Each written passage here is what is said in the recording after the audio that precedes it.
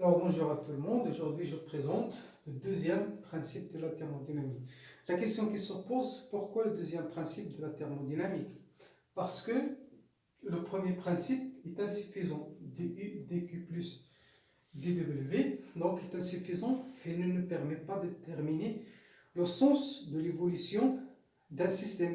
Il nous permet d'évaluer des échanges énergétiques, mais il ne permet pas de dire, donc, de prévoir le sens de l'évolution d'un système. Alors, de ce système, un système S1 et S2, en échange énergétique, le premier principe, il ne permet pas de dire que la chaleur donc, passe dans ce sens de S1 vers S2 ou bien de S2 vers S1. C'est pour ça qu'on parle de, ou bien qu'on travaille avec le deuxième principe de la thermodynamique. Alors, c'est quoi le deuxième principe de la thermodynamique? Il part d'une fonction d'état extensive appelée entropie S. Donc, l'entropie S. Alors, chaque système est caractérisé par une entropie S. Elle est extensive, c'est-à-dire deux systèmes, l'un avec une entropie S1, l'autre avec une entropie S2.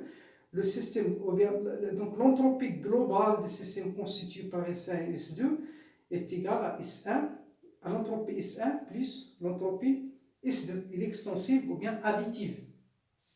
Alors la variation au cours d'une transformation quelconque de ce système, la variation de l'entropie égale à la somme de l'entropie échangée et l'entropie créée.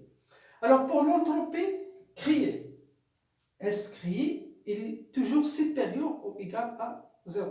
Il est positif, mais il est égal à 0. Donc la valeur de l'entropie créée dépend, le signe, ou bien on peut dire la valeur, elle dépend de la nature de la transformation. En particulier pour une transformation réversible, cette entropie égale à 0. C'est très important. L'entropie créée par un système est égal à 0 pour une transformation réversible. Lorsqu'on dit une transformation réversible, c'est le cas donc idéal. Mais pour les transformations qui sont réelles, elles sont donc irréversibles, mais on peut assimiler donc quelques transformations à des transformations donc réversibles. Donc S créé égale à 0 pour une transformation réversible, sinon il est strictement supérieur à 0. Donc l'entropie élémentaire échangée est égale à la chaleur reçue, parce que le système, donc avec le milieu extérieur, il y a des échanges. Donc lorsqu'il reçoit une quantité de chaleur, dQ, on peut évaluer l'élément de l'entropie échangée avec le milieu extérieur par dQ sur T sigma. T sigma, c'est la température à la surface, et c'est la température de la surface où donc il y a, bien sûr, c'est la température uniforme, donc c'est uniforme sur toute la surface, alors on utilise. Sinon, donc on utilise cette expression. Et bien sûr, pour déterminer donc l'entropie échangée sur tous les points de la surface du système, bien sûr, on fait une intégration. Voilà, une intégration avec T sigma pour chaque point. Alors la forme différentielle de deuxième principe, ds égale à dq sur T sigma plus l'entropie créée. Voilà quelques cas particuliers pour un système isolé ou adiabatique. Isolé, c'est-à-dire qu'il n'échange ni de la matière ni de l'énergie avec le milieu extérieur. Adiabatique, il ne change pas de la chaleur avec le milieu extérieur. Dans les deux cas, pour adiabatique et les Q, il n'y a pas d'échange thermique avec le milieu extérieur, Q égale à 0. Et isolé, il n'échange ni de la chaleur, ni de travail mécanique, ni de matière, c'est-à-dire c'est donc Q égale à 0. Alors c'est Q égale à 0, la chaleur, il n'y a pas d'échange thermique. Alors à ce moment-là, il n'y a pas d'échange thermique, dQ égale à 0, donc ds égale à ds échangé égale à 0. C'est ce terme égale à 0, donc ds égale à l'entropie créée. Donc la variation de l'entropie du système égale à l'entropie créée par donc, le système, et on sait bien que ds est supérieur ou égal à 0, donc delta S est supérieur ou égal à 0. 0. Pour une transformation adiabatique réversible, c'est-à-dire quoi? Adiabatique, donc Q égale à 0, c'est Q égale à 0, donc l'entropie échangée égale à 0, donc ce terme égale à 0 pour adiabatique. Si la transformation est réversible, il est réversible, donc l'entropie créée, dans ce cas, l'entropie créée égale à 0. C'est-à-dire que delta S égale à 0. Alors égale à 0, c'est-à-dire S égale à une constante. C'est-à-dire pour cette transformation, on dit que c'est une transformation isentropique, donc adiabatique réversible. Donc la première identité thermodynamique, du égale à T ds moins P dv.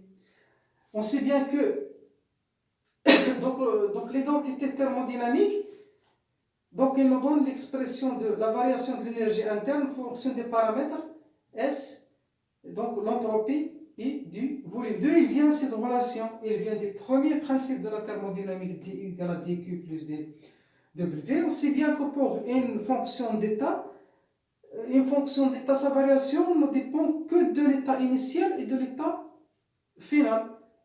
Donc, quelle que soit la transformation, soit réversible, irréversible ou bien quasi statique, il ne dépend que de l'état initial et de l'état final. Il est toujours donc constant sa variation. C'est pour ça donc on a le droit d'imaginer une transformation réversible pour évaluer donc le différentiel de l'énergie interne. On imagine une transformation réversible parce que ça simplifie les calculs et ça nous permet d'obtenir cette expression. Alors, évaluons du, mais pour une transformation réversible, c'est-à-dire qu'on doit donc évaluer donc l'échange thermique dans le cas d'une transformation réversible, on doit donc évaluer le travail échangé avec le milieu extérieur dans le cas réversible. Alors commençons par dQ réversible. dQ réversible. Alors, c'est dQ, donc la chaleur aussi pour une transformation réversible, c'est-à-dire que l'entropie créée égale à 0 pour une transformation réversible. Donc, ce qui nous reste, dQ égale à T ds. Alors, T pour une transformation réversible, donc la température de la surface égale à la température du système. C'est pour ça qu'on remplace dQ par T ds. Évaluation donc dW égale à moins P extérieur dV. Alors aussi, c'est moins P extérieur, mais pour une transformation réversible, la pression extérieure devient égale à la pression du système. Donc c'est P extérieur, donc est égal à la pression du système. C'est pour ça qu'on remplace P extérieur par P, ça devient P dV. On parle de la première identité thermodynamique, du égale à T ds moins P dV. Il est valable quelle que soit donc la transformation parce que c'est une fonction d'état.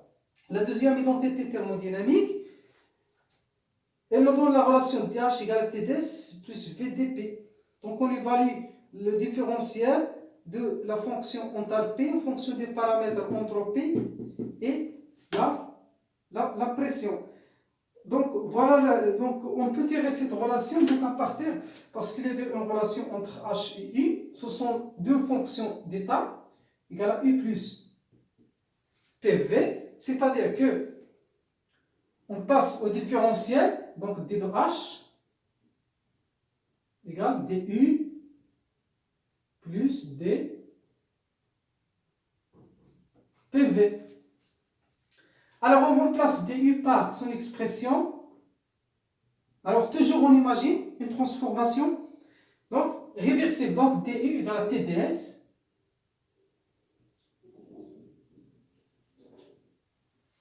plus le différentiel d'un produit, c'est-à-dire d de PV égale à T dV plus V dP. On simplifie par moins PdV plus PdV, on trouve que TH égale à TdS plus V dP, c'est la deuxième identité thermodynamique. Alors on va étudier le cas d'un gaz parfait. Alors ces deux relations sont valables pour donc un système fermé quelconque. Mais pour un gaz parfait, ça va simplifier les choses. Donc, on sait bien que pour un gaz parfait, donc le différentiel de l'énergie interne égale à CV dt. Donc, on a déjà démontré cette relation. C'est la première loi de Joule où l'énergie interne ne dépend que de la température. Alors, on tire l'expression de ds à partir de cette relation, remplaçant du par CV dt pour un gaz parfait. Ça nous permet d'écrire que ds égale à CV dt sur T plus P sur T dV, qui est égal à CV dt sur T, NR dV sur V. Voilà, on fait une intégration. On a une intégration aussi, bien sûr, sur ds. Voilà, il nous donne une intégration ici. Voilà, intégration dt sur T, une intégration dV sur V. La primitive de 1 sur T, c'est ln T. Et 1 sur V, c'est ln V. Ça nous permet d'écrire que l'entropie, en fonction des paramètres T, V égale à CV ln T plus NR ln V plus une constante près, les déterminants constantes près. Alors, voilà, donc c'est l'expression de l'entropie d'un état.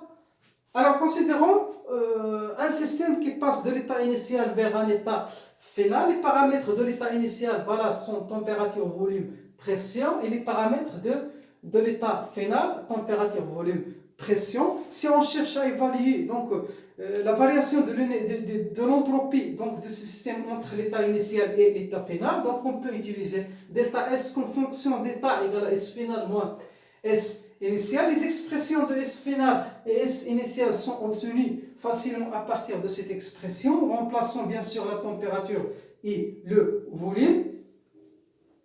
Voilà, on fait la différence, on trouve que delta S va donner donc la relation suivante, c'est V ln T F sur TI plus NR ln V final sur V initial. Alors, on peut trouver donc cette expression sur une fonction des paramètres température et volume. On peut évaluer delta S en fonction des paramètres température et pression. Mais pour ça, donc, on doit utiliser donc, la deuxième identité thermodynamique DH TdS plus V dP. Alors, dans ce cas, on tire l'expression de ds en fonction de dH. Et pour un gaz parfait, on sait bien que dH, à quoi est égal dH pour un gaz parfait? Égal à Cp dt. Alors, on remplace dH par Cp dt, on tire l'expression de ds. On fait la même chose ici. On remplace entre l'état initial et l'état final pour obtenir donc la variation de l'entropie du système entre l'état initial et l'état final. Alors, les lois de Laplace. Les lois de Laplace sont des lois qu'on peut trouver pour une transformation, utiliser pour une transformation isentropique. Voilà, transformation isentropique, c'est-à-dire S constante. Alors, si S est constante, et bien sûr, c'est delta S égale à 0. Alors, si on prend par exemple delta S ici égale à 0, delta S égale à ce terme, égale à moins, donc, ce terme. Si on fait le calcul en remplaçant par exemple, bien sûr, CV par, on sait bien que CV égale à NR sur gamma moins 1 pour un gaz parfait, et CP égale à gamma NR sur gamma moins 1. Les expressions de CVO, je peux remplacer CV par NR sur gamma moins 1. Qu'est-ce qu'on va trouver en fonction des paramètres T et V? On va trouver que donc TV gamma moins 1 égale TV gamma moins 1. Ici, à l'état initial égale à l'état final, égale à une constante.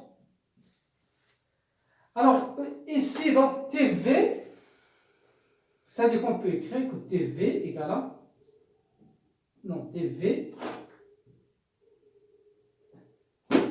gamma moins 1 égale à une constante.